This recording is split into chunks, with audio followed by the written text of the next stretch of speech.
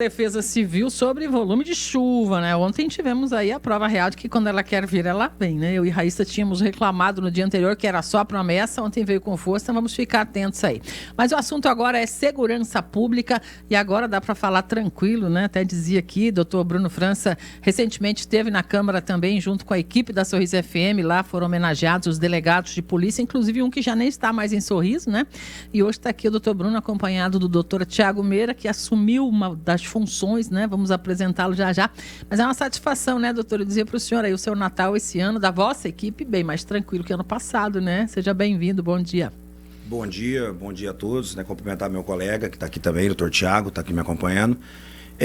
Ano passado nós viemos aqui, né? Acho que todos os anos que eu estive aqui, no fim do ano a gente vem aqui, né? Ano passado nós tínhamos uma prospecção de melhora e tivemos uma melhora muito maior do que a esperada. Né? Então a gente fica feliz, né, de passar esse final do ano com maior tranquilidade, com mais tempo para planejar novas ações de segurança nesse sentido. E enfim, né, o trabalho deu resultado, um resultado mais rápido do que a gente esperava. Então é comemorar, mas continuar trabalhando, né? Para que a gente não tenha problemas semelhantes novamente como a gente teve nos últimos anos. Muito bem, bem menor ainda do que o senhor disse que 40 e pouco seria aceitável. Estamos com menos, ou a metade disso, né? Menos da metade do que poderia, né? Ano passado, quando eu vim aqui, né, a gente estava fechando o ano com 59 homicídios e eu entendia que se a gente conseguisse reduzir para 45, seria uma redução contínua e aceitável. Nós estamos no final de novembro, né? Sorriso teve só 21 homicídios esse ano. Muito bem. Isso contando todos os homicídios de todas as naturezas, feminicídios, homicídios por questões familiares, são 14 homicídios apenas de contexto de facção criminosa. Então é uma queda muito incisiva que a gente comemora, né? A gente não para de trabalhar, porque sabe que se parar a situação sai do controle novamente, mas há de se comemorar. Acho que a gente tem que comemorar o resultado do trabalho quando ele vem também. Que bom, né? Com certeza. Doutor Tiago Meira, é uma satisfação recebê-lo pela primeira vez ao vivo aqui nos microfones da Sorriso FM. O senhor vem da cidade de Cáceres, é isso? Bom dia. Bom dia a todos, bom dia Bruno, bom dia aos ouvintes. Eu venho da Regional de Cáceres. Da Regional de Cáceres. Eu estava na cidade específica de Quatro Marcos. Quatro Marcos. E eu estou aqui, eu acho que há uns 3 meses, eu acho, por aí. Chegou já na paz aqui em Sorriso. Mais ou menos, diante do que foi vivido aqui. Pela leitura que eu tinha antes, né, já melhorou bastante. O senhor estava preocupado de vir para Sorriso? Mas minha pasta também tem demanda todo dia, né, infelizmente. O senhor assumiu o cartório de? Estelionatos, lavagem de dinheiro. É verdade, tem bastante trabalho, né? Infelizmente, tem todo dia bastante. Mas enfim, vamos trabalhando para ver se a gente consegue dar uma resposta e ver se um dia conseguimos diminuir o número e as pessoas se conscientizem. Precisa de atenção da comunidade, não é um trabalho que só a polícia consegue fazer sozinho também, né? Como eu disse, infelizmente é um trabalho conjunto, né? Depende das pessoas também buscar informações. A gente sempre tenta passar as informações, os novos golpes, porque cada dia também... o bandido inova, né? Inova, né? Se eles usassem a inteligência para o bem, o Brasil seria o primeiro mundo, né? Mas com certeza eles conseguem usar para o mal. Mas a população... Eu sempre, quando eu falo, digo, tem que ter, no mínimo, calma, né? Em tudo que for fazer hoje em transferência financeira, tem que ter calma. Sem pressa. O que eles mais buscam na hora do golpe é realmente apressar a pessoa, né? Isso. Para poder perder esse controle. Eles tentam apressar, ludibriando, mostrando caminhos que às vezes demonstram veracidade, só que com um pouquinho de calma você consegue entender que aquilo ali muito provavelmente é um golpe. É verdade. Tem que ficar atento e se cair no golpe, registra, né? Se for tentativa, é importante fazer registro também, doutor? Sim, sempre é importante fazer o registro para pelo menos a gente ter uma base de dados boa e sólida e entender os novos crimes. Porque, como eu disse, cada dia chega uma nova modalidade, um novo jeito de aplicar aquele golpe, né? Cada dia eu aprendo um novo jeito que... Tá ficando especialista nisso. Que infelizmente os infratores da lei tentam ludibriar os outros. Muito bem. Doutor Bruno França, a gente até vai perguntar, não sei se o senhor quer falar, comentar o caso ou não, dessa notícia da interdição do CRS, afeta o trabalho da polícia ou não? O senhor chegou a ter ciência do que aconteceu ali? Olha, assim, de forma direta não afeta, né? Porque, assim, a partir do momento que o preso ele é colocado no sistema prisional, em regra, né, o trabalho da Polícia Civil ele já foi concluído. Agora, de forma indireta, pode afetar. Por quê? Porque a cadeia de Sorriso é uma cadeia muito bem gerida, muito segura, e que não se vê registro de comunicação de pessoas presas com o mundo exterior, né? As ordens do crime organizado, elas não partem da cadeia de Sorriso pela brilhante fiscalização que aqui tem. A partir do momento que a cadeia daqui é interditada, nós vamos começar a mandar preso para outros presídios. Outros presídios do Estado que não têm o mesmo controle, a mesma dinâmica e a mesma eficácia que a cadeia de Sorriso. Então, talvez uma pessoa que a Polícia Civil prendesse, que estivesse aqui realmente isolada no mundo exterior, vai continuar passando raiva em mim, porque eu vou prender ele, ele vai para uma cadeia que ele vai ter acesso ao telefone e vai continuar delinquindo. Porém, existe um outro lado, que é o lado legal, né? A cadeia, o doutor Rafael, né, atendendo o pedido da Defensoria, verificou que a cadeia não estava atendendo mais os requisitos para continuar funcionando devido a uma superlotação. E aí o Poder Executivo tem que agir, né, para ou aumentar ou construir um novo presídio, algo nesse sentido. Muito bem. Segue a mesma toada, então, doutor. Essas ações diversas que a gente viu aí fizeram com que houvesse a redução. A gente sabe, o senhor disse que o trabalho não para nunca, mas precisa registrar que o que trouxe hoje Sorriso para estar como um dos municípios mais seguros, muito inverso ao que vinha sendo registrado bem recentemente, tem a ver com as ações adotadas por ordem do Executivo a princípio, né, do próprio comando no Estado, enfim, e com todas as polícias agindo, né, doutor? É isso mesmo. O que acontece, né? A segurança pública, ela tem que ser pensada num ponto de vista macro. Né? Desde do primário, secundário, terciário, da escola, da igreja, da família, né? E quando as coisas falham, você entra na questão da repressão estatal. E aí, Sorriso é um exemplo de que o trabalho integrado, se ele for realmente realizado de forma integrada, ele te dá um resultado muito expressivo. Expressivo mais até do que nós que defendíamos essa tese, né? Eu com o Jorge Almeida, nós temos essa mesma mentalidade, esperávamos. Então, assim, a manutenção de um trabalho integrado, no meu ponto de vista, é de extrema importância para a manutenção desse tipo de resultado. Né? Por quê? Porque o modelo de separação total de atribuições das forças de segurança, ele falhou de forma teórica e empírica. Nós sentimos na prática a falha desse sistema. Então, assim, nós não estamos dizendo que nenhuma força de segurança tem que assumir a atribuição da outra. Nós estamos falando que elas têm que trabalhar juntas de forma sincera, honesta, até porque, no final das contas, todo policial, independente da força que ele quer resolver o problema, ele quer prender o criminoso, ele quer que a criminalidade diminua. O objetivo de toda a polícia é essa, de toda a força de segurança. Então, eu concordo, eu acho que a manutenção... Primeiro que com os resultados você consegue ter apoio para defender a manutenção de uma ideologia de trabalho. Né? Porque se você impõe uma ideologia de trabalho e ela não funciona, os críticos vão sempre aproveitar a oportunidade para afastar esse tipo de aplicação.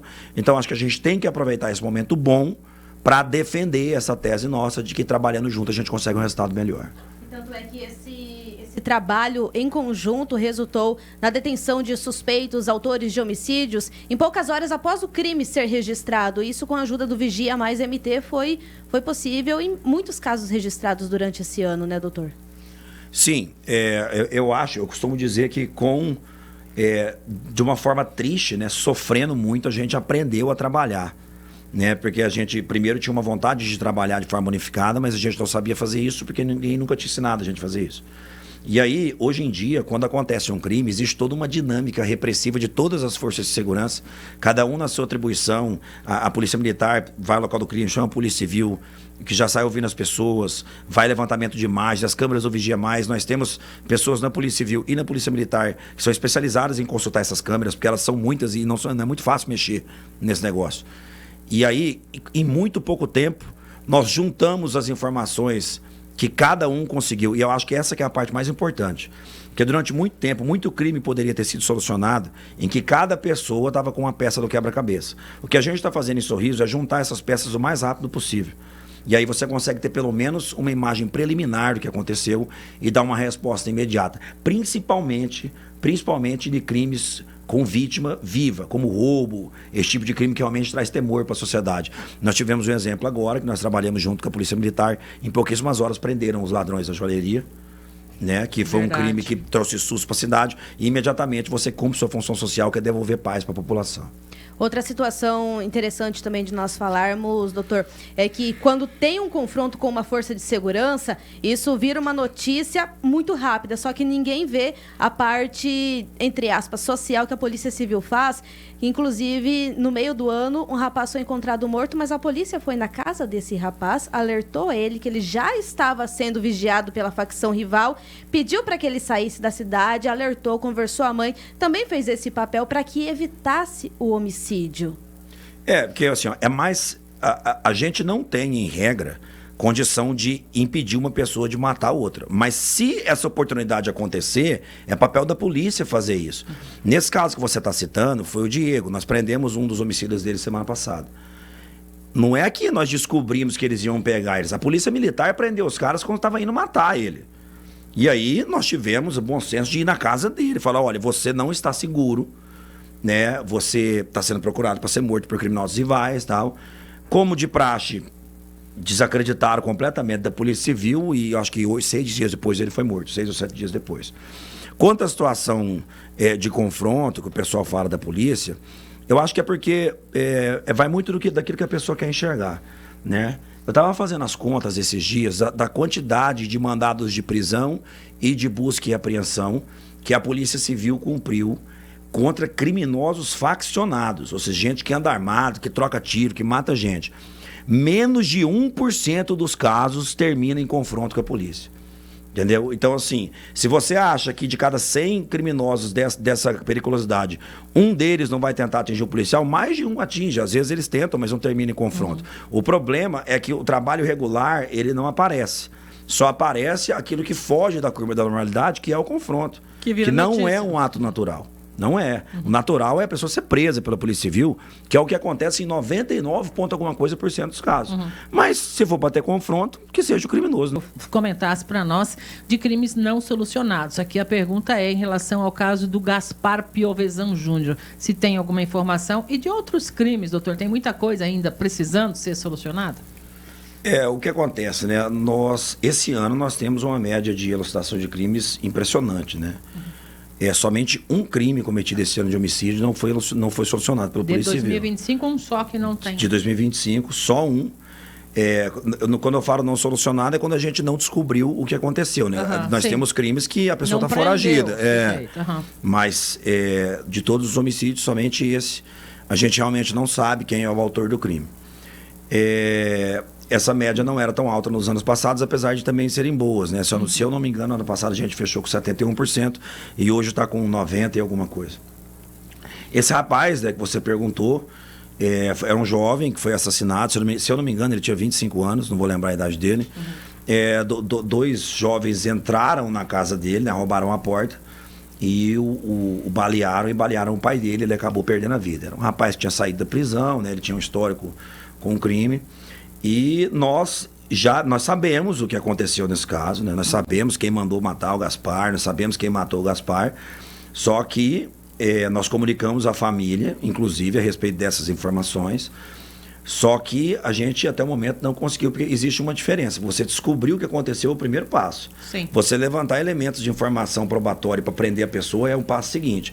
Esse segundo passo, nessa situação, somente um dos envolvidos a gente conseguiu um mandado de prisão em desfavor dele, né? Tem uma das pessoas que está envolvida nesse crime, tem mandado de prisão, que está foragido, né? O mandante e um dos executores, né? Nós sabemos que foram eles e a gente continua trabalhando para conseguir materializar isso num mandado de prisão, né? A gente comunica, conversa com a dona Sônia, às vezes lá na delegacia, que é a mãe da vítima, mas a gente não para de tentar. Vocês podem reparar que vira e mexe a gente cumpre mandado de prisão de crime que aconteceu em 2023. Sim. Esses crimes, geralmente, depois de uma semana, no máximo, a polícia já sabe o que aconteceu. E aí vem o trabalho de você conseguir provar aquilo, né? Muitas vezes a testemunha não quer falar, e a gente não pode forçar, né, a testemunha. Sim, claro. E a gente vai caçando outro jeito de provar. Mas no final das contas, como esses crimes eles são entrelaçados, a conta sempre fecha. Né? Você acaba desvendando um crime que aparece uma prova de outro. Mas, né, a gente não esquece. Nós não esquecemos de caso nenhum. O caso do Gaspar é um caso bem vivo na delegacia. Até porque esse caso a gente sabe o que aconteceu. Né? E eu acho que isso mantém vivo na cabeça de cada policial a situação. Muito bem. Mais de 90% de solução é um índice extremamente elevado, tá? Acima, eu acho que da média, né, doutor? Pelo Sim. país afora, das polícias aí do trabalho todo. Parabéns, de fato. Precisa ser registrado isso aqui, que não é uma coisa que se alcance sem trabalho, né? Passar a palavra aqui um pouquinho para o doutor Tiago, para a gente aprofundar a fala em relação a essa situação dos golpes, que não param nunca, bastante trabalho, importância de registrar o boletim para que possa avançar eventualmente nas investigações, mas eu ia perguntar para o senhor qual é o golpe da vez agora? O que está mais em voga aí, que mais facilmente está sendo aplicado? Bem, a incidência é muito grande desses crimes, né? Uhum. Então, o estelionato hoje em dia é muito fácil, é muito com uma incidência muito grande. Infelizmente, hoje em dia... Como evitar, doutor? Como evitar esse golpe? É o que eu sempre falo. Tem que ter calma. Tem que buscar informação. Tem que fazer o depósito para a pessoa que está vendendo, o nome da pessoa. Quando for conversar com as pessoas, tentar identificar se tem documento daquele bem, se é um bem com documento, enfim. Fechar negócio pessoalmente sempre que possível ajuda sempre também? Que possível. O problema é que nesses golpes muitas vezes é fechado pessoalmente. E mesmo assim consegue pela história, a cobertura que o golpista faz, a vítima as duas vítimas não conseguem se comunicar e identificar o crime. Só depois da transferência bancária que ele diz, opa, não entrou na minha conta, mas não entrou por quê? Aí você não, mas eu transferi para fulano. E mesmo assim, mesmo sendo fechado pessoalmente, é difícil prender o sujeito que está aplicando o golpe, doutor? É um trabalho de formiguinha, assim. É um quebra-cabeça grande, demanda muito tempo, mas a gente vai conseguindo... Eventualmente pega algum. Eventualmente consegue pegar. Geralmente é um que dá vários golpes, né? Uhum. E outro, só adiantando também, outro golpe de coincidência muito grande. Sim. Aqui tinha diminuído um período, voltou a crescer... do falso advogado. Uhum. Então, entra em contato com uma pessoa que de fato tem um processo, uma ação judicial. O golpista consegue todas as informações, o número, o valor, que o processo é público. Então, a vítima vê uma verossimilhança com os autos do processo dele e acaba fazendo alguma transferência. Isso é um alerta muito grande que as pessoas têm que ter em mente. Não vai ter um juiz que vai ligar para você ou um promotor, que muitas vezes acontece. Nem o banco liga para a gente. Nem o banco. Imagina a justiça. E por vídeo para comprovar que ele é um promotor, mas nunca não existe isso.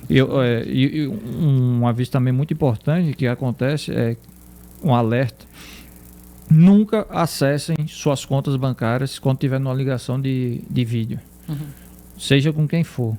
Então isso acontece muito. Eles ligam por chamada, você vai acessando sua conta, ele vai conseguindo rastrear tudo. Enquanto você está com ele na linha aí, não pode fazer nada disso.